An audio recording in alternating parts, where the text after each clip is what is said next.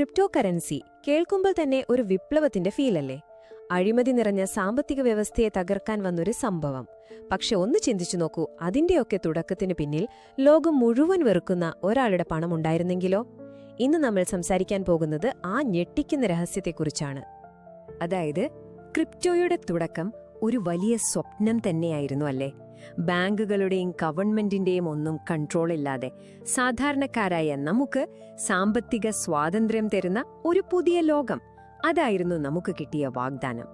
പക്ഷേ ആ കാണുന്ന പോലെയുള്ള ക്ലീൻ ഇമേജിന് പിന്നിൽ ഒരു ഇരുണ്ട രഹസ്യം ഒളിഞ്ഞിരിപ്പുണ്ടെങ്കിലോ? ക്രിപ്റ്റോയുടെ ആണിക്കല്ല് അല്ലെങ്കിൽ അതിന്റെ അടിത്തറ പണിതത് നമ്മൾ ആരും ഒരിക്കലും പ്രതീക്ഷിക്കാത്ത ഒരാളുടെ പണം കൊണ്ടാണെങ്കിലോ? ആ ധാരണകളൊക്കെ ഒന്ന് പൊളിച്ചെഴുതാൻ സമയമായി.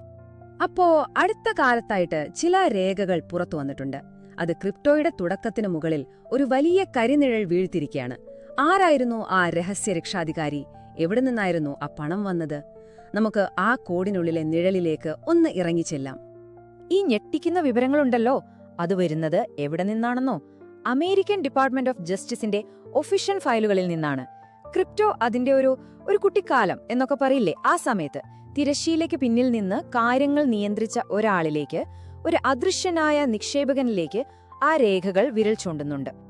അതിലും ഞെട്ടിക്കുന്ന കാര്യം എന്താണെന്ന് വെച്ചാല്, ഈ രഹസ്യ നിക്ഷേപകൻ, ഇയാൾ വളരെ ഗുരുതരമായ കുറ്റകൃത്യങ്ങൾക്ക് ശിക്ഷിക്കപ്പെട്ട ശേഷമാണ് ക്രിപ്റ്റോയിലെ പല വമ്പൻ പേരുകളിലും പണം മുടക്കിയത്.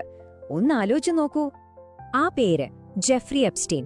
അതെ, ലോകത്തെ മുഴുവൻ നടുക്കിയ ലൈംഗിക അതിക്രമ കേസുകളിലെ ആ വിവാദ കോടീശ്വരൻ തന്നെ. അപ്പൊ സ്വാഭാവികമായും ഒരു ചോദ്യം വരും, ലോകം ഇത്രയധികം വെറുത്ത ഈ മനുഷ്യന്റെ പണം എവിടെയൊക്കെയാണ് എത്തിയത്? ക്രിപ്റ്റോ ലോകത്തെ ഏതൊക്കെ വമ്പന്മാരാണ് ആ പണം വാങ്ങിയത്? ശരി, നമുക്ക് ആ പണത്തിന്റെ വഴിയെ ഒന്ന് പോയി നോക്കാം. ഇവിടെയാണ് കാര്യങ്ങൾ കുറച്ചുകൂടി സീരിയസ് ആവുന്നത്. നോക്കൂ, 2008 ലൈംഗിക കുറ്റവാളിയായി ശിക്ഷിക്കപ്പെട്ടു. എന്നിട്ട് 6 വർഷം കഴിഞ്ഞ് 2014 അയാൾ കോയിൻ ബേസ് പോലൊരു കമ്പനിയിൽ മില്യൺസ് നിക്ഷേപിക്കുന്നത്. അപ്പൊ സ്വാഭാവികമായും ചോദിക്കാം, ഇങ്ങനെ ഒരാളാണെന്ന് അറിഞ്ഞുകൊണ്ട് തന്നെയായിരുന്നു ഈ നിക്ഷേപം സ്വീകരിച്ചത്? അതൊരു ചെറിയ നിക്ഷേപമൊന്നും ആയിരുന്നില്ല, അതൊരു വൻ വിജയമായിരുന്നു.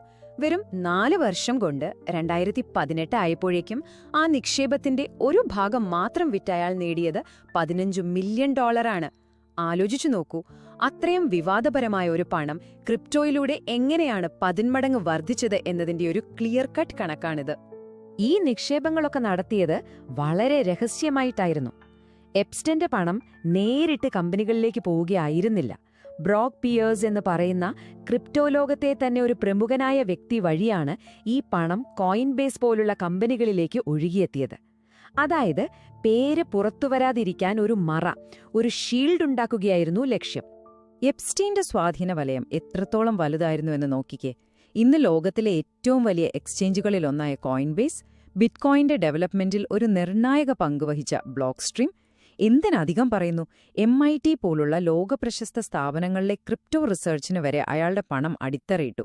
വിശ്വസിക്കാൻ പറ്റുന്നുണ്ടോ? ഈ വിവരങ്ങളെല്ലാം നമ്മളെ കൊണ്ടെത്തിക്കുന്നത് ഒരു വലിയ ചോദ്യത്തിലേക്കാണ്.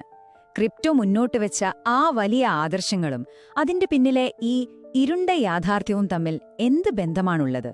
ഈ വികേന്ദ്രീകരണം എന്നൊക്കെ പറയുന്നത് ഒരു വലിയ മിഥ്യ ആയിരുന്നോ, ഒരു കാപട്യമായിരുന്നോ? ഈ വൈരുദ്ധ്യം ഒന്ന് നോക്കിക്കേ. വികേന്ദ്രീകരണം എന്നവർ വീണ്ടും വീണ്ടും പറഞ്ഞു. പക്ഷേ പണം വന്നതോ? അധികാര ദുർവിനിയോഗത്തിന്റെ ഏറ്റവും വലിയ പ്രതീകമായ ഒരാളിൽ നിന്ന്. എല്ലാം സുതാര്യമാണെന്ന് വാദിച്ചു, എന്നാൽ ഏറ്റവും വലിയ നിക്ഷേപം തന്നെ എല്ലാവരിൽ നിന്നും രഹസ്യമാക്കി വെച്ചു. ഇത് ജനങ്ങൾക്ക് വേണ്ടിയുള്ളതാണെന്ന് പറഞ്ഞു. പക്ഷേ ഇതിന്റെ അടിത്തറയിട്ടത് ഒരു ശിക്ഷിക്കപ്പെട്ട കുറ്റവാളിയുടെ പണം കൊണ്ടാണ്. ഈ ഒരു ഉദ്ധരണി ഈ സാഹചര്യത്തിന്റെ കാപട്യം വളരെ കൃത്യമായിട്ട് വരച്ചു കാട്ടുന്നുണ്ട്. ശരിക്കും പറഞ്ഞാൽ ഇത് ക്രിപ്റ്റോയുടെ ആ ധാർമ്മിക അടിത്തറയെ തന്നെയാണ് ചോദ്യം ചെയ്യുന്നതല്ലേ?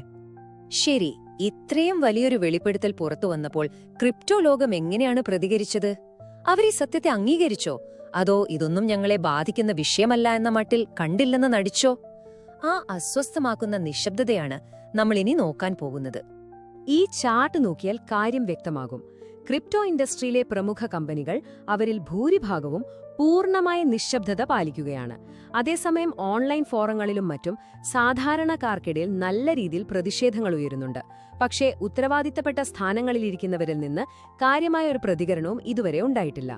ഈ നിശ്ശബ്ദതയെ നമ്മൾ എന്താണ് കാണേണ്ടത്? ഒരു തരം സമ്മതമായിട്ടാണോ? ഇതിനെ പ്രതിരോധിക്കാൻ ചില വാദങ്ങൾ ഉയരുന്നുണ്ട്. ഒന്ന്, എപ്സ്റ്റീൻ ഒരു നിക്ഷേപകൻ മാത്രമായിരുന്നു, കമ്പനികളുടെ ദൈനംദിന പ്രവർത്തനത്തിൽ യാതൊരു പങ്കുമില്ലായിരുന്നു എന്ന്. പക്ഷേ യാഥാർത്ഥ്യം അതല്ലല്ലോ. അയാളുടെ പണം കോയിൻബേസ് പോലുള്ള സ്ഥാപനങ്ങൾക്ക് വളരാൻ ഒരു നിർണായക ഘടകമായിരുന്നു. അതൊക്കെ പണ്ടത്തെ കാര്യമല്ലേ, ക്രിപ്റ്റോയുടെ തുടക്കകാലല്ലേ എന്ന് പറഞ്ഞ് ഇന്നത്തെ ധാർമ്മിക ഉത്തരവാദിത്തത്തിൽ നിന്ന് ഒഴിഞ്ഞുമാറാൻ പറ്റുമോ? അപ്പോ ഈ കഥയിൽ നിന്ന് നമുക്ക് പഠിക്കാനുള്ള ഏറ്റവും പ്രധാനപ്പെട്ട പാഠം ഇതാണ്: ഒരു ടെക്നോളജി എത്രത്തോളം പുതിയതും മികച്ചതുമായാലും അതിന് ശക്തി പകരുന്ന പണത്തിന്റെ ഉറവിടം അത് വളരെ പ്രധാനമാണ്. ഇതെല്ലാം നമ്മളെ ആ അവസാനത്തെ ഏറ്റവും നിർണായകമായ ചോദ്യത്തിൽ കൊണ്ടെത്തിക്കുന്നു. ഒരു സാങ്കേതിക വിദ്യയുടെ തുടക്കത്തിൽ പറ്റിയ കറകൾക്ക് അതിന്റെ ഭാവിയെ എന്നേക്കുമായി നിർവചിക്കാൻ കഴിയുമോ? ഈ ചോദ്യം ക്രിപ്റ്റോയുടെ ഭാവിയെ മാത്രമല്ല, നമ്മൾ വിശ്വസിക്കുന്ന ഓരോ പുതിയ ടെക്നോളജിയുടെയും ആത്മാവിനെ തന്നെയാണ് ചോദ്യം ചെയ്യുന്നത്. ഇതിനെപ്പറ്റി നിങ്ങളുടെ അഭിപ്രായം എന്താണ്?